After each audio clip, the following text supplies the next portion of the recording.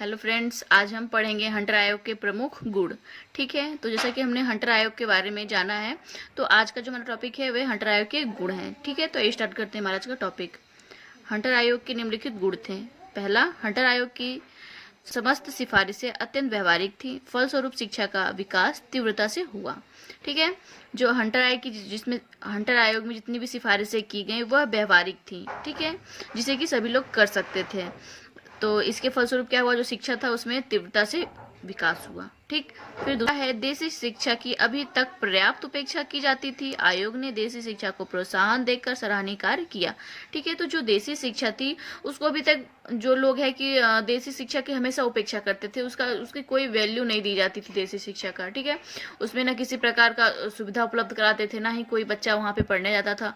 तो जो देशी शिक्षा थी उसके जो है कि उसकी बहुत ही अवहेलना की जाती थी कह लें। ठीक है, लेकिन जब से ये आयोग गठित हुआ उसके बाद जो है देशी शिक्षा को प्रोत्साहन मिला और जो है कि हंटर आयोग का यह कार्य बहुत ही सराहनीय हुआ। ठीक है, फिर तीसरा है प्राथमिक शिक्षा के पाठ्यक्रम कृषि, भौतिक शास्त्र, चिकित्सा, ज्यामिति व बही खाता आदि को स्थान देकर शिक्षा को सैद्धांतिक व व्यवहारिक बनाने का प्रयास किया गया। ठीक है, तो जो प्राथमिक शिक्षा थी, तो जैसा कि हमने पढ़ा है कि जो हंटर आयोग है उसमें प्राथमिक शिक्षा ही हंटर आयोग की जांच की विषय थी। ठीक है, तो प्राथमिक शिक्षा का जो पाठ्यक्रम था उसमें कृषि हो गया, भौतिक शास्त्र हो गया, चिकित्सा, ज्यामिति, बही खाता आदि जो विषय है उनको जो है विशेष स्थान दिया जाए, ताकि जन सामान्य लोग होते हैं उनके व्यवहारिक में ये सारी विषय हैं यूज में आती हैं। तो ठीक है, तो उनके लिए ये कहा गया है कि जितने भी विषय हैं इनको जो है कि अनिवार्य रूप से इसमें रखा जाए और इनको जो है कि व्यवहारिक रूप इन्हें प्रदान किया जाए।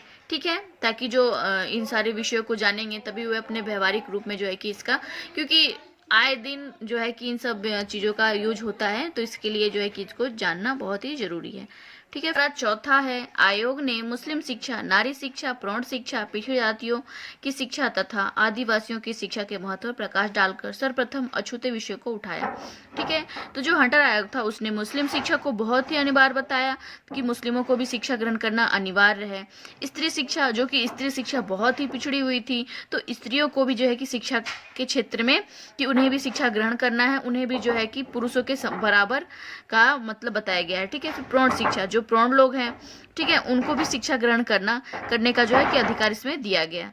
ऐसा नहीं है कि केवल बच्चे ही शिक्षा ग्रहण कर सकते हैं, जो प्रौढ़ हैं उनको भी शिक्षित होना बहुत ही जरूरी है। ठीक है, फिर पिछड़ी जातियों की शिक्षा, जो जाति पिछड़ी हुई है, जहाँ तक शिक्षा नहीं पहुँच पा रही थी, तो उनके लिए भी शिक्षा की व्यवस्थाएं की गई। ठीक है, फिर आदिवासी लोग, आदिवासी जो जंगल में रहते हैं, तो जंगल में जहाँ रहते हैं तो वहाँ तो शिक्षा बहुत मुश्किल होता था वहाँ पहुँचना, तो उनके लिए भी जो मतलब ये सारे विषय जो था उसमें अछूते थे, इस सब विषय पे कोई ध्यान नहीं देता था। लेकिन जब हंटर आयोग बना तो इन सारे विषयों को जो है कि उन्हें इस क्षेत्र में लाया, उनको भी शिक्षा देने का जो है कि अधिकार दिया। ठीक है, धन्यवाद।